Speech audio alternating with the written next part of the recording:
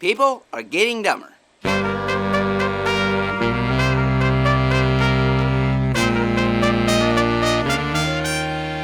probably wondering why I think people are getting dumber. Why I said that. Why that's the title of this video.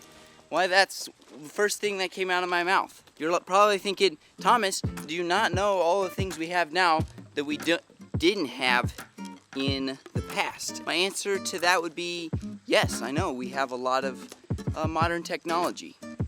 Here's the thing. Yes, we may have a lot of modern technology nowadays. Things like smartphones, a lot of nice cars, stuff like that. But I would bet that over 50% of you who are watching this video, I would even maybe say 70% of you watching this video, don't know how to, one, raise your own chickens or butcher them. So some of you may, because this is a homesteading video, probably know how to raise chickens. They're not very hard. But when it comes to butchering your own animals, raising pork, beef, butchering a cow or a pig, you wouldn't know how.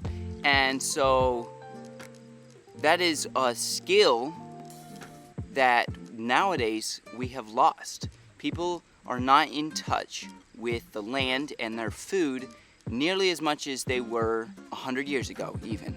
Everybody had a small garden. Most people nowadays don't hardly even have a kitchen. So today I have a couple of birds that need to be butchered because, long story short, I had a batch of birds, chickens. It was only like 30 that a wild animal got in and ate all of them but 4.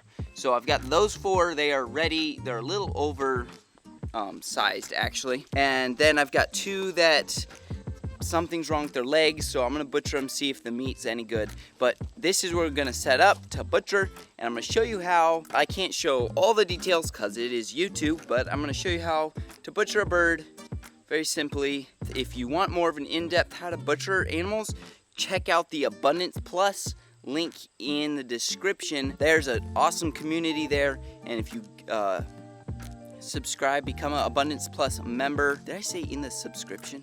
In the description box. Abundance Plus link in the description. I don't really feel like taking forever to do this setup, so I'm just gonna do one of these. Boom, just like that. It's all set up. If you wanted to butcher like 100 birds, or if you're planning on doing a whole bunch, this probably is not the video for you.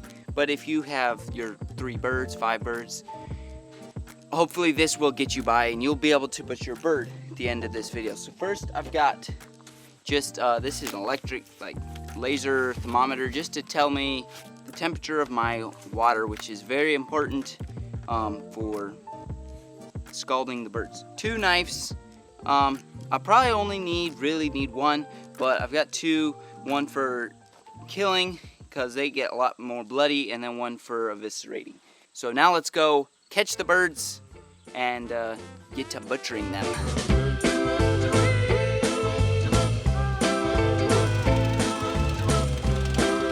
Got the birds here. They're in with the turkeys. They're looking nice and chunky. They're probably, I'd say 8 pounds is the smallest one. So we got 8, 9, 10 pound birds here. That's live weight.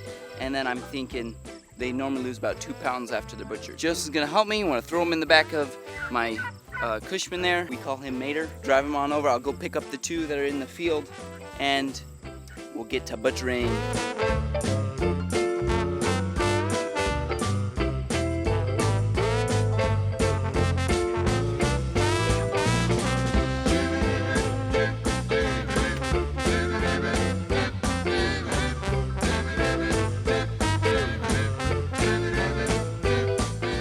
Now for the butchering process. So I'm gonna go ahead and walk you through the whole process without a bird. I'm just gonna show you from the cone all the way to gutting and into the cooler. Can only show part of this on YouTube, so yeah.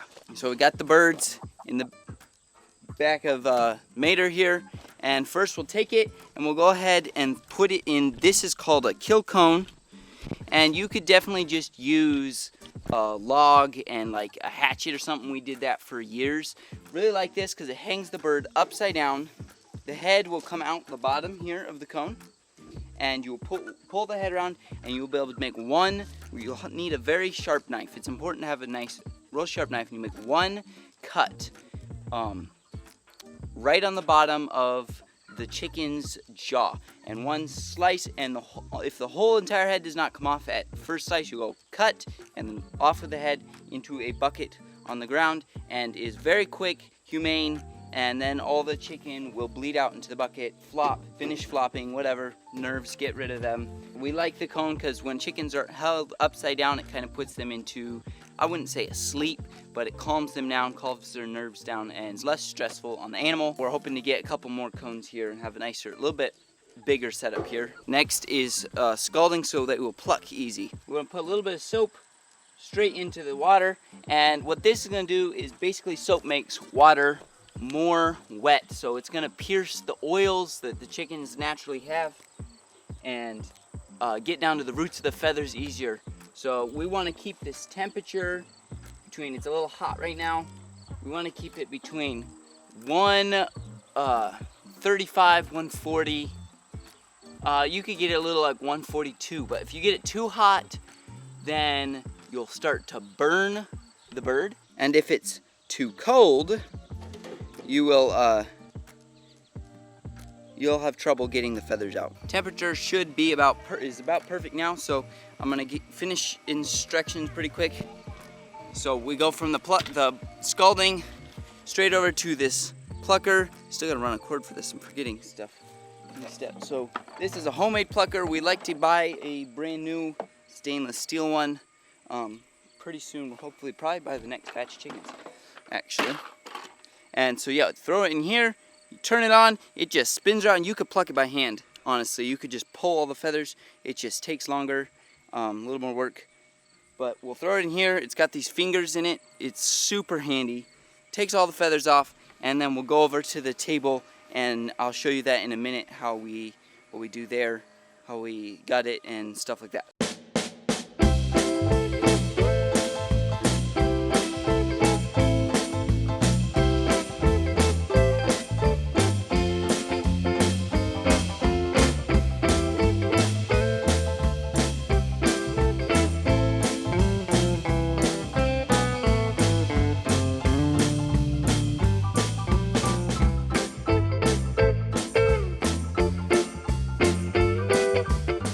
Do here first, as you can tell, I fed it too much glue, and so it's got some feathers that didn't come out. Just kidding. It's always like that. You always have some feathers.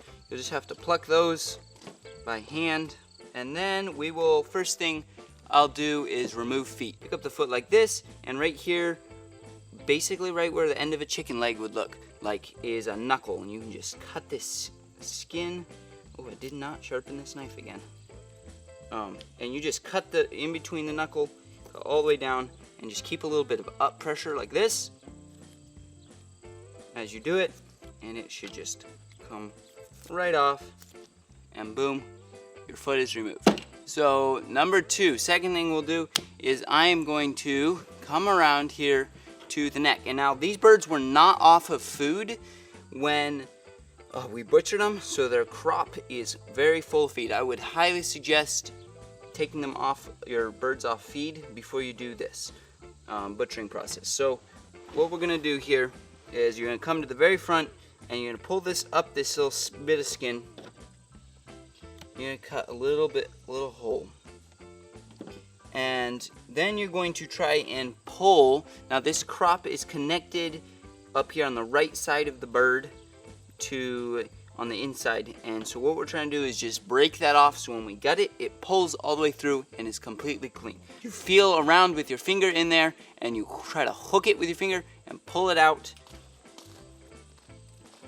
So since this crop is really big, I'm gonna probably pull it out, unhook it, and then actually just go ahead and cut it off right here, so I don't have to try to pull it back through.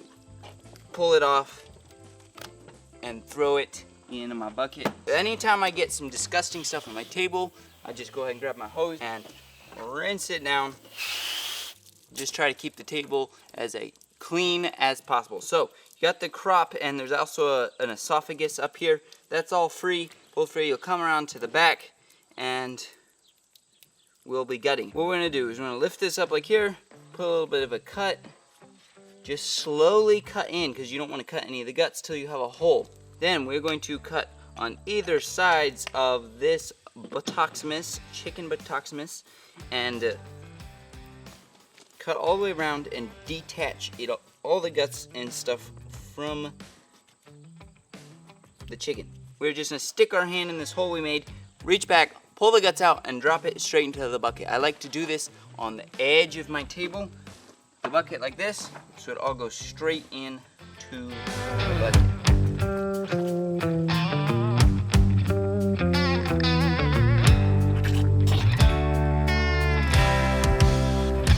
Sometimes you'll have to use your knife to help cut, get it a little bit, you know, that last little bit where I said, well, you'll know if you got it all cut out. Just cut that a little bit.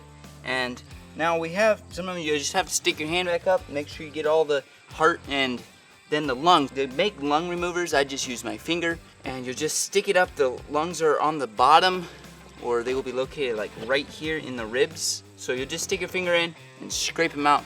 There you go, I think I got them both. Just kind of clean anything else out that doesn't look like you want in there. And then we'll go ahead and just take the bird. I like to grab it by its one leg like this. You just grab a hold and you can spray the whole thing down, fill the cavity with water, and then stick it in a cooler with ice.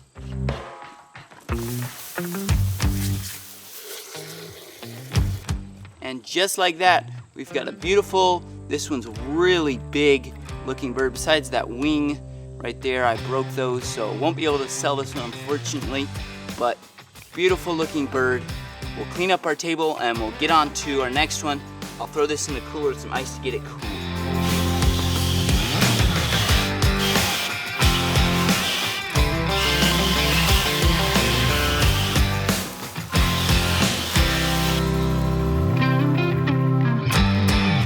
Well, I got them all chopped up and, well, chopped up, butchered. I've got them all butchered. We just gotta go inside and chop them up. I think these ones are we're gonna can this chicken.